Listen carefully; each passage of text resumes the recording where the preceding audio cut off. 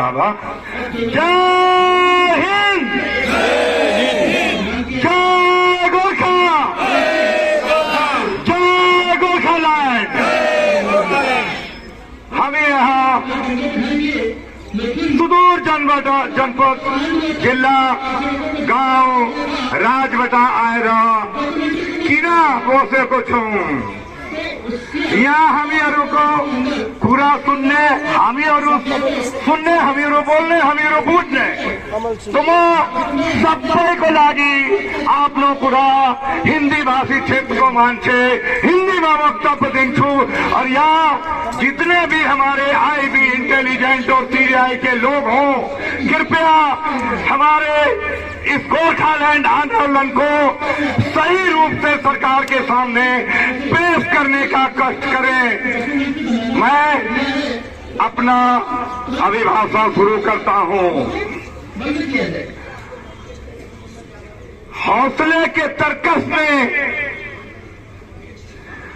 कोशिश का वो तीर, हौसले के तर्कस में कोशिश का वो तीर जिंदा रहे। हार जाओ चाहे जिंदगी में सब कुछ, फिर भी जीने की उम्मीद कायम रहे।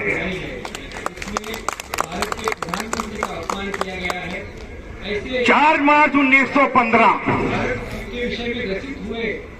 हम सब जानते हैं। 4 मार्च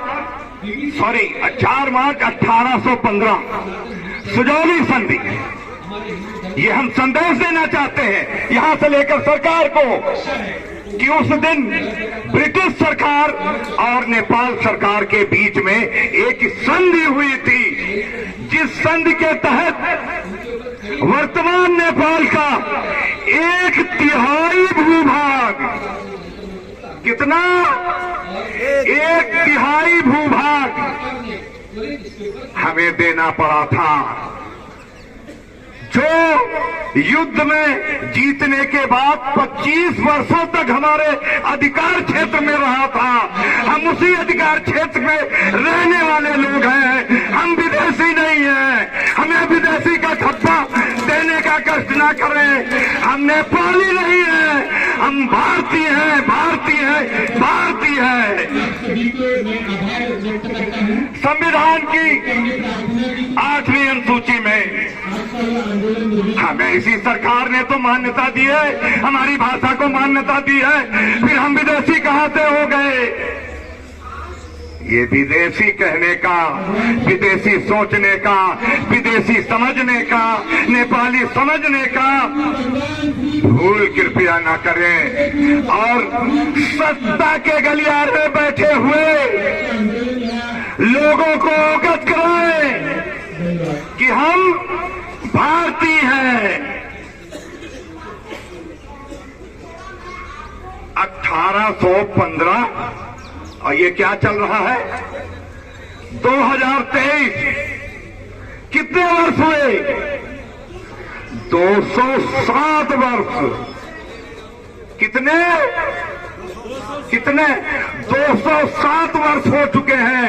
आज भी हमें विदेशी, आज भी हमें नेपाली, आज भी दूसरे दर्जे का नागरिक समझा जाता है। इस भूल को तो सुधारना ही होगा और हम इसीलिए 26 प्रांतों से एक 2 प्रतिनिधि आज दिल्ली के इस जंतर मंतर के धरना स्थल पर बैठे हुए हैं। किस लिए? कि हमें हमारी पहचान चाहिए, हमें हमारी पहचान चाहिए। हमारी पहचान क्या है? गोरखालैंड, गोरखालैंड, गोरखालैंड। हमारा सपना गोरखालैंड, गोरखालैंड। सत्ता के गलियारे के उच्च पदों पे आसीन हमारे प्रधानमंत्री जी 2014 के चुनाव में उन्होंने स्पष्ट रूप से कहा था कि यदि मैं चुनाव जीत गया, यदि मैं चुनाव जीत गया, मैं से मैं नहीं, मैं से वो, मैं चुनाव जीत गया तो गोरखालैंड के विषय में कुछ करूंगा। कब करेंगे भाई? कितने साल बाद करेंगे? कितने साल हो चुके हैं? हमको मजबूर होकर आज धरना स्थल पे आना पड़ा है। बहुत शर्म की बात है कि आज भी हमें विदेशी समझा जाता है। इसमें दोष किसका है? प्रश्न चिन्ह लग गया।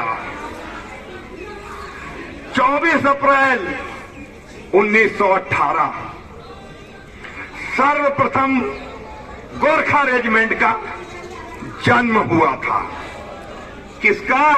गोरखा रेजिमेंट का जन्म हुआ था। कितने वर्ष हो गए आज तक? 105 साल। 105 साल हो चुके हैं। हमें आज भी विदेशी, आज भी नेपाली, आज भी दूसरे दर्जे का नारगी कहा जाता है। क्यों? इसमें दोष किसका है? प्रश्न चिन्ह लग गया। हिमालय गवाह है। हिमालय गवाह है कि जब जब देश में सुरक्षा की बात आई, सर्वप्रथम हमारी कौम ने अपनी छातियों पे गोली खाकर इस धरती को खून से लाल किया और हम सबकी रक्षा की है। हम उस कौम के लोग हैं जिसे विश्व में 1 नंबर की मार्शल कौम कहा जाता है। लेकिन कितने शर्म की बात है कि देश की सत्ता की गलियारों में बैठे हुए लोगों को आज तक इसका आभास नहीं हो सका है। दोष किसका है? प्रश्न चिन्ह लगता है। आजादी के 75 सालों बाद भी, आजादी के 75 सालों बाद भी हम अपने ही देश में अपनी पहचान को तरस रहे हैं। वाह वाह मेरे देश के नेताओं, वाह देश की मेरी पार्टियों, वाह मेरे देश के नागरिकों, हमें विदेशी कहा जाता है। शर्म करो, डूब मरो चुल्लू भर पानी में। जिसने हमें विदेशी कहा, जिसने हमें नेपाली समझा। हम भारतीय हैं, हम भारतीय हैं, हम भारतीय हैं। गर्व से कहो हम गोरखा हैं, हम गोरखा है। दूसरी तरफ आते हैं दूसरे पहलू में। विदेशी आक्रमणकारी, लुटेरे, आतंकवाद का आरोप भी लगता है उनके ऊपर। गजवाए हिंद भी बना देना चाहते हैं वो लोग। उनके नाम से दिल्ली के अंदर सैकड़ों सड़कें हैं, उनके लिए आयोग है, उनके लिए बोर्ड गठित किया गया है। हिम्मत है अगर देश की जनता और देश की सरकार में, तो उनको उन्हीं नाम से पुकार के दिखा दो। है हिम्मत किसी में, उनको उसी नाम से पुकारा जा सके कि तुम आतंकवादी हो, तुम लुटेरे हो, तुम गजवाए हिंद बनाना चाहते हो, तुम आतंकवाद तुम्हारे ऊपर आरोप लगता है हिम्मत किसी में नहीं है। दोष किसका है? प्रश्न चिन्ह लगता है। डॉक्टर भीमराव अंबेडकर, डॉक्टर भीमराव अंबेडकर जी ने अनुसूचित जात, अनुसूचित जनजात के लिए 10 वर्ष का आरक्षण का लाभ दिया था।